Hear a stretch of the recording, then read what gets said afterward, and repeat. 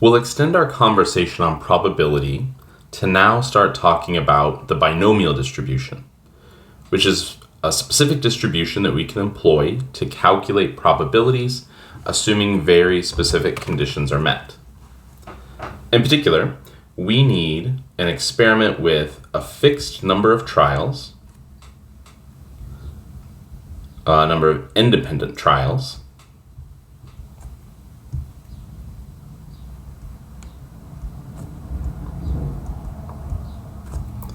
and that's our value for n in a binomial distribution.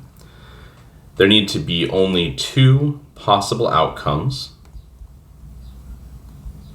For instance, if we were asking a survey question, the answers would have to be either yes or no other possibilities. There needs to be a probability of success, P, and a probability of failure, Q, which remain constant on each trial.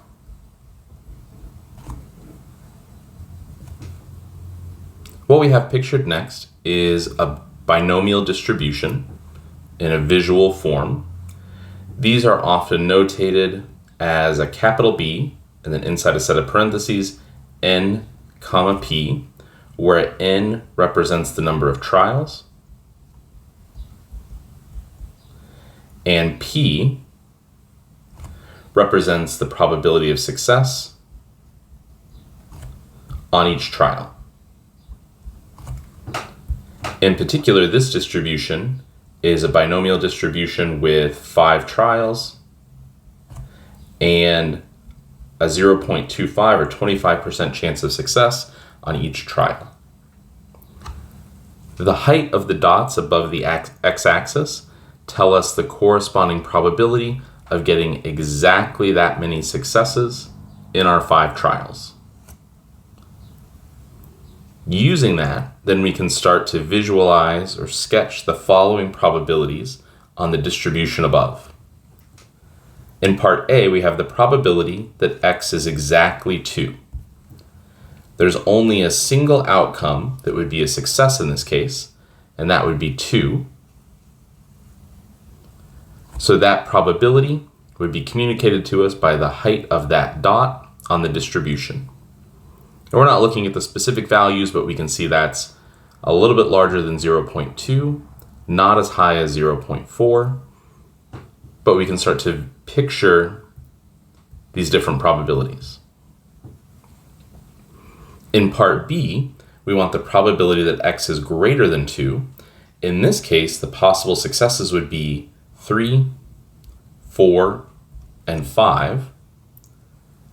So to calculate those probabilities, we would take the probability that x is exactly equal to 3, the probability that x is exactly equal to 4, and the probability that x is exactly equal to 5, and add those results together. So it would be the combined probability of any of those results.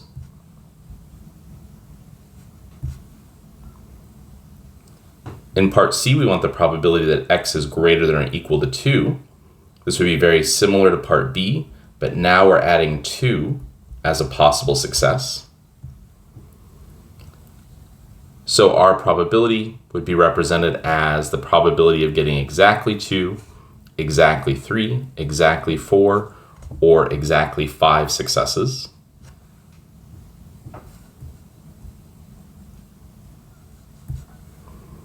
In part D, if we wanted to find the probability that x is less than 2, the possible outcomes that would be a success there would be 0 and 1. So to find that probability, we would find the probability of exactly 0 successes and exactly 1 success.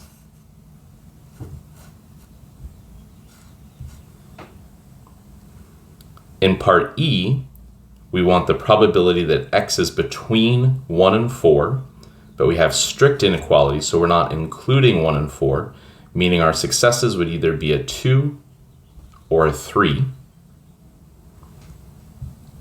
And those would be represented as the probability that x is exactly 2 plus the probability that x is exactly 3.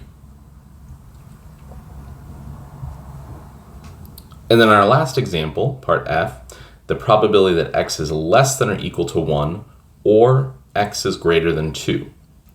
That means our successes would be 0 and 1, or 3, 4, or 5. So everything but 2. And we would find that probability by finding the probability that x could be 0, 1, 3, 4, or 5. And again, add those resulting probabilities together.